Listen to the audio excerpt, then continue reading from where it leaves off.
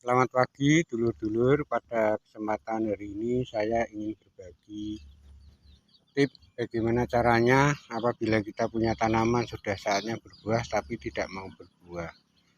Adapun penyebab tidak mau berbuah itu mungkin ada 3 penyebabnya ya. Pertama, karena kurangnya paparan sinar matahari langsung sehingga proses fotosintesa yang dilakukan oleh daun dari isapan nutrisi atau unsur hara oleh akar kurang optimal sehingga melambat pertumbuhan buah. Yang kedua mungkin karena kurang nutrisi ya, kurang unsur hara sehingga pertumbuhan tanaman pun terhambat, apalagi untuk buah, untuk pertumbuhan saja terhambat. Yang ketiga mungkin tanaman kita subur terpapar matahari tapi tidak berubah, mungkin bibit yang kita tanam adalah bibit jenis jantan. Jadi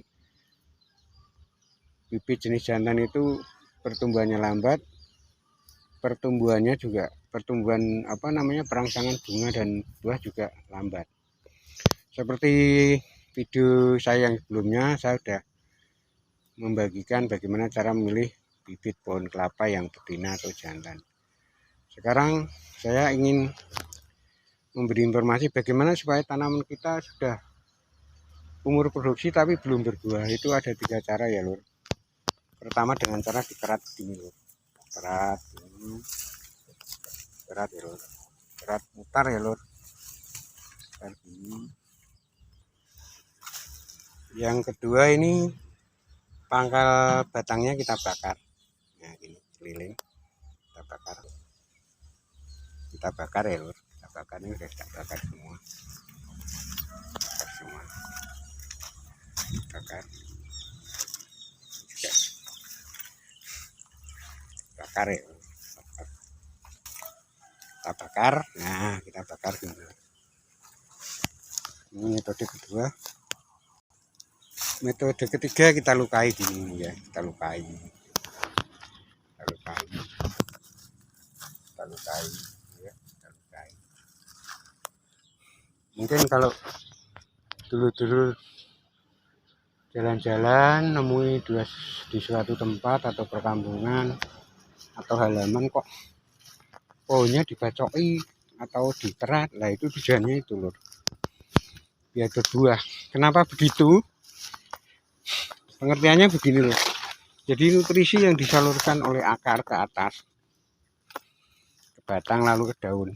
Apabila mayoritas penyalurannya itu lewat kulit pohon, maka kecenderungannya adalah akan membentuk pertumbuhan daun dan batang. Apabila penyalurannya itu mayoritas lewat batang kayunya, maka akan merangsang pertumbuhan bunga dan buah. Jadi intinya begitu. Oleh sebab itu intinya sama, dibakar, dikerat, dibacok-bacok tadi adalah tujuannya untuk menghambat, untuk mengurangi penyaluran nutrisi lewat kulit pohon. Lah khusus untuk pohon kelapa ini ya lur, pohon kelapa pengalaman saya sendiri, karena saya punya pohon kelapa kopior udah 4 tahun kok belum berbuah. Lalu saya kerat begini, karena batangnya masih muda, itu aromanya kan manis loh. Merangsang mengundang binatang-binatang seperti temberang ataupun wawung, dia hinggap lalu nelur. Akhirnya apa akibatnya? Batang kelapa saya dimakan nih, dimakan ke dalam, nelur di dalam, lubangnya kecil tapi makan di dalam, akhirnya dalamnya kopok berobong, tinggal kulitnya akhirnya roboh.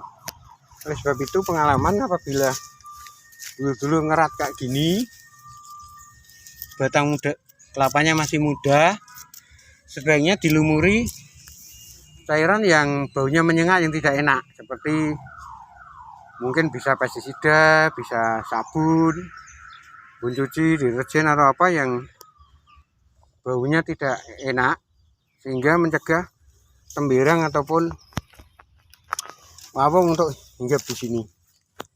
Jadi begitu ya lor. Jadi kenapa dikerat, kenapa dibakar, kenapa dibacoki, tujuannya untuk menghambat penyaluran nutrisi lewat kulit sehingga diharapkan nanti penyalurannya lewat batang merangsang bunga dan buah. Ini contohnya, ini dulu nggak mau berbuah nih loh, tak keras, sekarang ini berbuah. Walaupun ya tidak banyak sih, karena di ini ada gangguan wawong sih.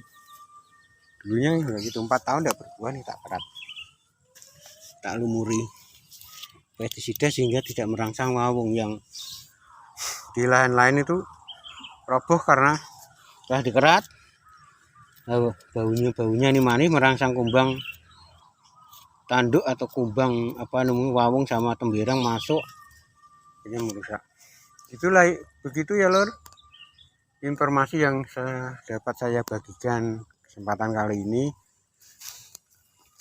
Semoga bermanfaat bagi dulur-dulur yang hobi berkebun atau bertani seperti saya. Tanaman yang bisa dikerak ini bukan hanya kelapa saja ya lur, semua tanaman keras ya, seperti jambu bisa,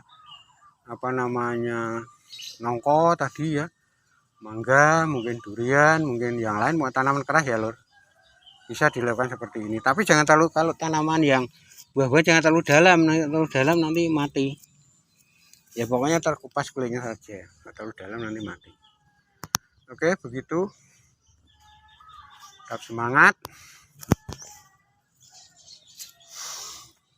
belajar, belajar bekerja yang giat seakan mau hidup 100 tahun lagi, ibadah yang rajin seakan mau mati besok pagi. Jangan lupa Allah tidak merubah nasib suatu kaum apabila kaum itu sendiri berusaha untuk merubahnya. Jadi kita tetap semangat. Oke, terima kasih, semoga bermanfaat, tetap semangat.